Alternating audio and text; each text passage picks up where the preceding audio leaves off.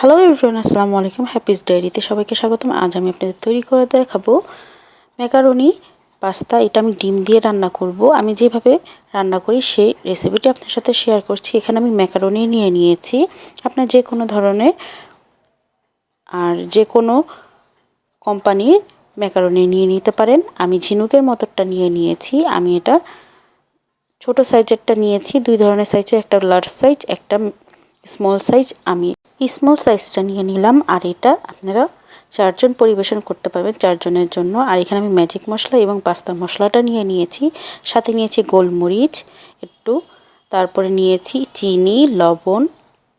আর এখানে আমি কালো গোলমরিচ ব্যবহার করব আর বিট লবণ ব্যবহার করব। আর এখানে আমি পানিটা যখন গরম হয়ে আসবে, সুষুম গরম, সেটার মধ্যে আমি ম্যাকারনিগুলো দিয়ে দিচ্ছি।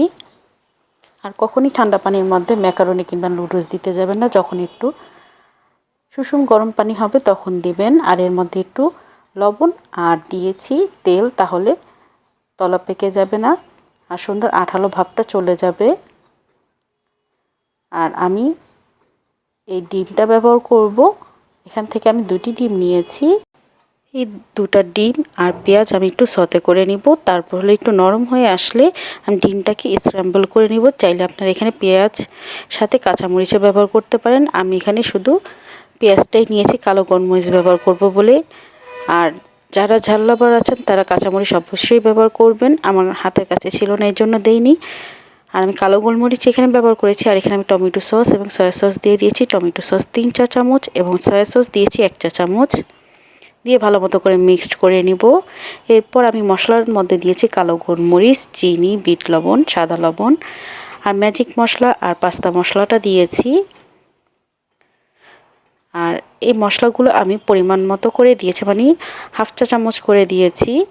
কোয়ান্টিটি অনুযায়ী আপনারা যেটা ঝাল কম, মশলা বাড়িয়ে কমিয়ে নিতে পারেন। ভালো মতো করে মিক্সড করলে হয়ে যাবে দারুণ মজার এই ম্যাকারনি পাস্তা। আর এটা যখন একটু ভাজা ভাজা হয়ে যাবে তারপর আমি পরিবেশন করব। আর এটা আপনারা 3 থেকে 4 জনের জন্য পরিবেশন করতে পারবেন। আমার আজকের এই রেসিপিটি যদি ভালো লেগে থাকে, প্লিজ আমার চ্যানেলটি সাবস্ক্রাইব করবেন, আমার পাশে থাকবেন। নিত্য নতুন রেসিপি পেতে চাইলে আমার নোটিফিকেশনটা ওপেন করে রাখবেন, যাতে নিত্য নতুন রেসিপি আপনার সাথে আমি শেয়ার করতে পারি। আজ এ পর্যন্ত। আল্লাহ হাফিজ, আসসালামু আলাইকুম।